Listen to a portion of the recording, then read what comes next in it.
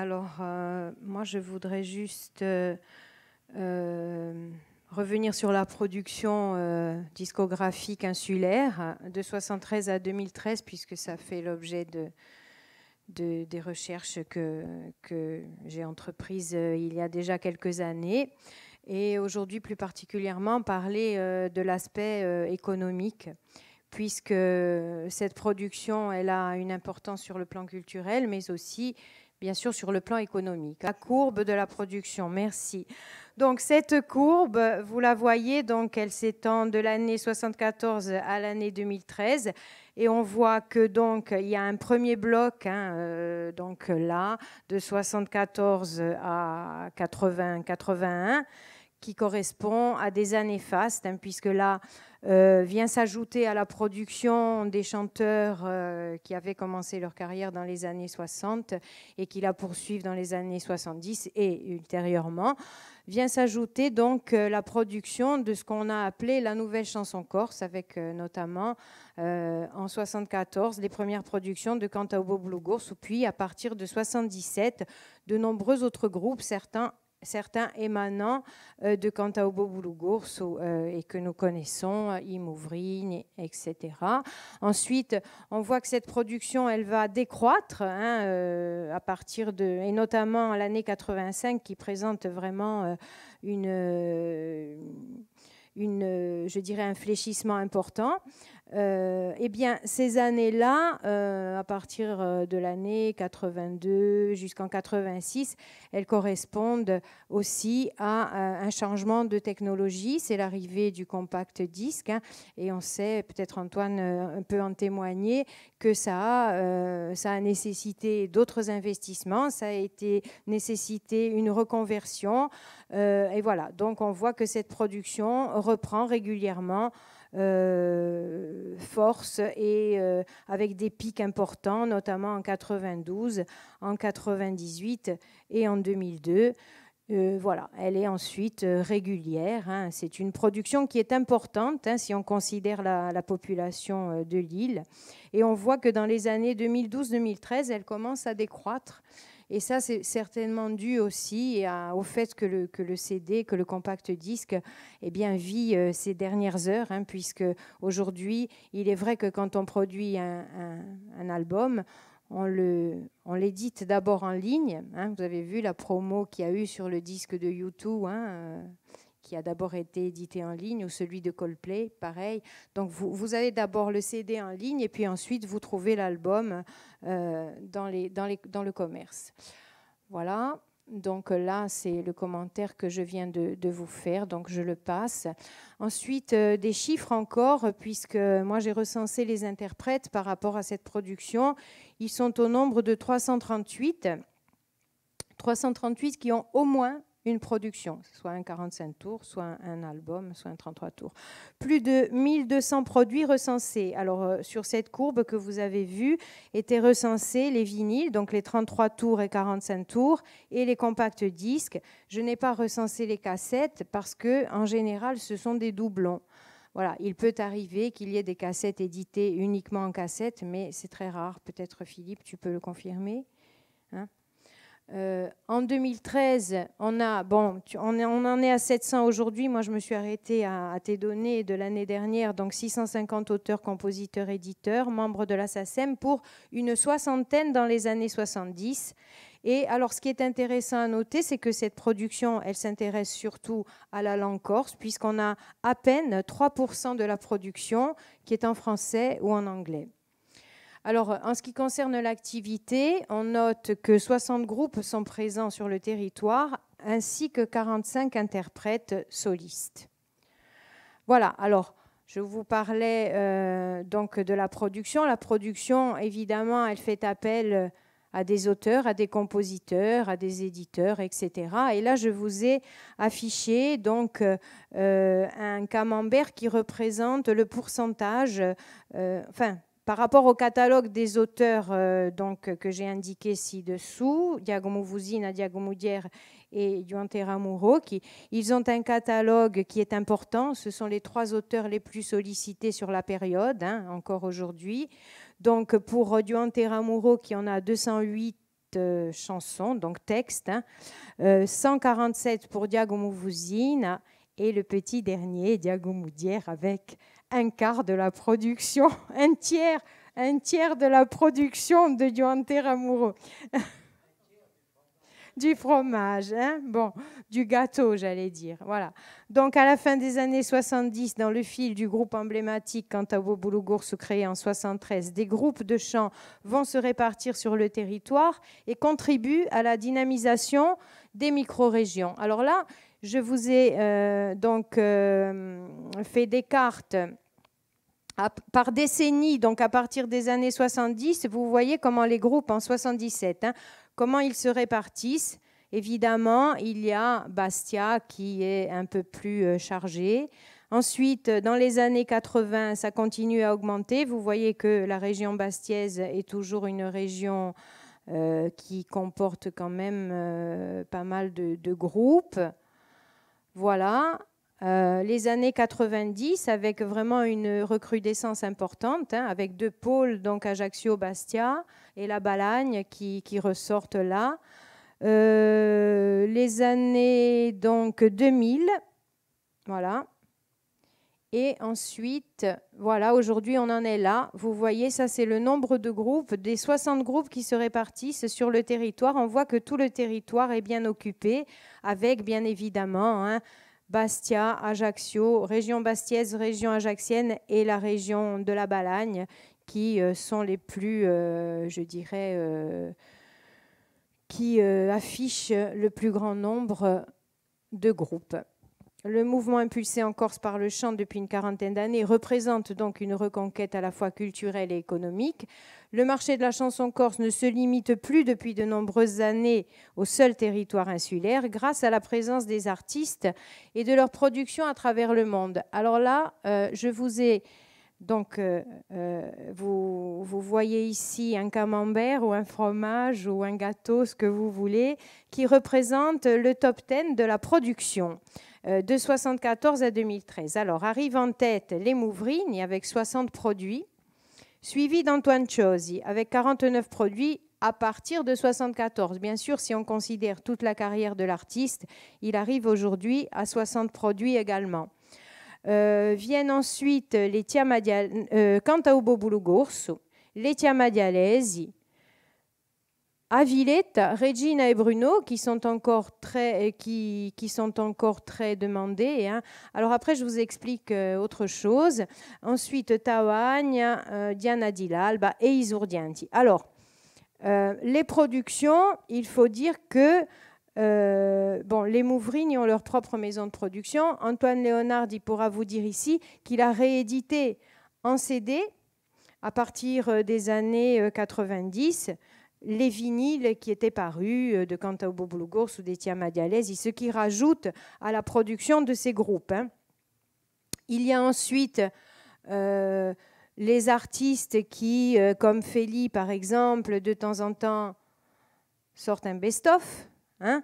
Voilà, donc ce qui rajoute aussi, ce sont des titres qui ont déjà couru et qui reviennent avec des best-of, etc. Voilà. Donc le passage du vinyle au CD incite les éditeurs de musique donc à reproduire, à rééditer les produits. Voilà, donc ce qui fait pour certains groupes, ce qui augmente, par exemple Cantao Boulougourse, où je sais qu'il y a beaucoup de rééditions de Cantao Boulougourse, parce qu'en tout, ils n'ont pas 35 produits, mais ce sont des rééditions. Voilà, donc en gros, on peut remarquer que les groupes qui étaient présents dans le paysage musical dans les années 70, eh bien, ils sont encore présents aujourd'hui. Hein. Ce sont les mêmes. Voilà. Et on a Regina et Bruno et Antoine Ciosi qui, eux, sont issus des années 60 et même des années 50. Hein. Donc on voit que ce sont de longues carrières, parce que là, on a déjà 40 ans de chansons, pour certains, 50. Alors là, je vous ai je vous présente une carte. C'est la tournée européenne d'un petit groupe. Je dis un petit groupe parce que il ne fait pas partie de ceux qui ont le plus produit. Il est né dans les années 2000. Et voilà leur tournée en 2014 qui s'étend sur toute la France et les pays francophones. Voilà. Alors, je sais que c'est un groupe qui n'a pas de tourneur, qui se débrouille tout seul et qui tourne beaucoup. C'est le groupe Méridiane. Alors, l'intensification de cette activité, évidemment, a provoqué des retombées économiques. Alors, tout d'abord, la fabrication des produits. Alors, pour la fabrication des produits, évidemment, il a fallu créer des studios d'enregistrement, ce qui donc des studios qui font appel à des techniciens, à des ingénieurs, à des musiciens, mais aussi à des maquettistes, à des photographes. Les studios d'enregistrement agréés par la CTC sont au nombre de 5. Il y a le studio Casa Edition à Pigna, a Alma a Taglio Isolaccio, Angelina a Valle di Rostino, La Source à Carbuccia et Rigordo à Basteligaccia. Alors on peut constater que ce sont des studios qui sont tous installés dans le rural. Donc le fait que ces studios soient implantés dans le rural, on peut supposer que ça a une incidence aussi sur l'économie de l'intérieur. Je prends l'exemple du studio Casa, par exemple, qui organise aussi des résidences d'artistes, puisqu'autour de Agasa Musigale, ils ont la possibilité d'héberger, d'accueillir. Alors, je sais que c'est une maison d'édition qui édite aussi d'autres produits que les produits corses. Par exemple, ils éditent beaucoup de musique baroque ou de musique classique avec des artistes résidents qui ensuite ont un projet et donc produisent un album. Alors en ce qui concerne l'édition, évidemment, la création de maisons d'édition, elles sont souvent couplées avec les maisons de production. En ce qui concerne la diffusion, alors là, ce sont les concerts. Évidemment, le développement de festivals depuis les années 70, on a commencé par le festival du Fiumorbo et aujourd'hui, je ne sais pas exactement combien on peut avoir de festivals, mais ce qu'on peut dire, c'est qu'il y a des festivals qui ont été créés par les groupes de chant, comme Tawagna, comme Aviletta, comme Cantidigui par Arrigucada, etc. Donc on voit vraiment que ces chanteurs s'impliquent dans la société et qu'ils vont jusqu'au bout de leur mission. La création et le développement d'entreprises de son et de lumière, évidemment, puisque nous n'avions rien et que là, maintenant, nous avons quand même une bonne dizaine de sociétés, d'entreprises de son et lumière, dont la moitié peuvent couvrir de grands événements, c'est-à-dire couvrir des festivals avec un matériel, évidemment, adapté. La création d'entreprises du spectacle. Les Mouvrines, c'est une entreprise du spectacle. Transmission et conservation du patrimoine.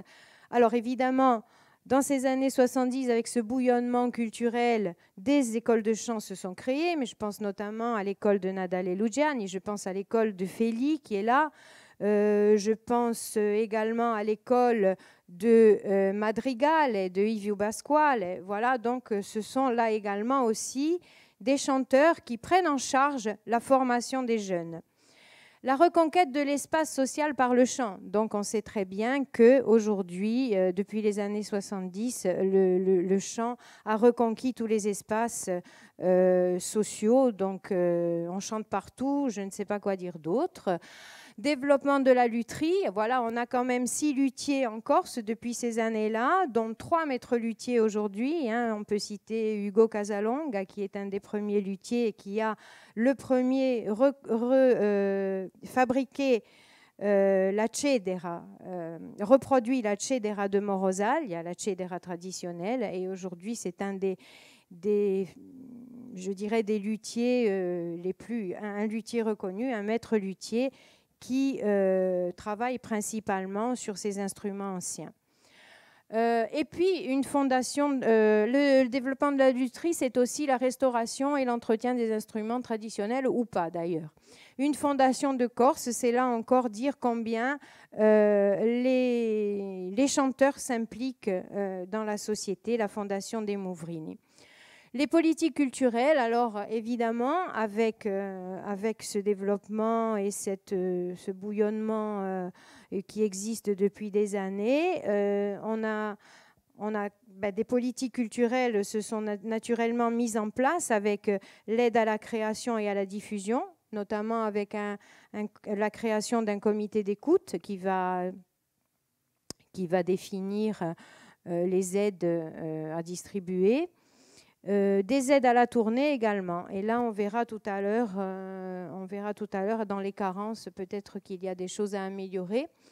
La protection des droits, avec depuis les années 80 et notamment peut-être grâce au conflit qui a eu lieu dans ces années-là avec la SACEM, on a aujourd'hui une direction avec 5 employés qui se trouvent sur Ajaccio.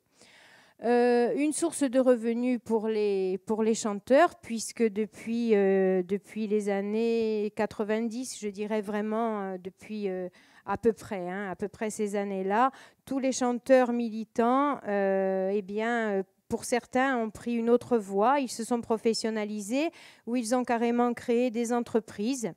Et ils fonctionnent comme de vrais professionnels. Ils perçoivent également des droits de la SACEM, de la SPEDIDAM ou de la DAMI.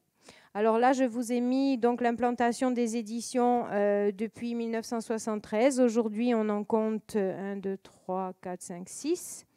6 éditions. Alors, il ne faut pas confondre avec les productions, parce qu'on n'est pas obligé d'avoir un éditeur non plus. Il y a souvent des groupes ou des chanteurs qui font un album et qui n'ont pas d'éditeur. Donc à ce moment-là, les droits sont répartis entièrement à l'auteur et au compositeur.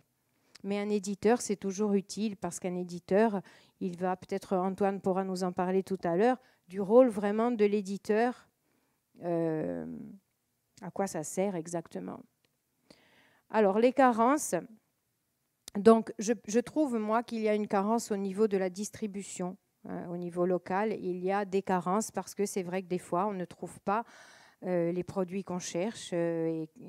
Voilà, et ça, c'est dû à une mauvaise distribution.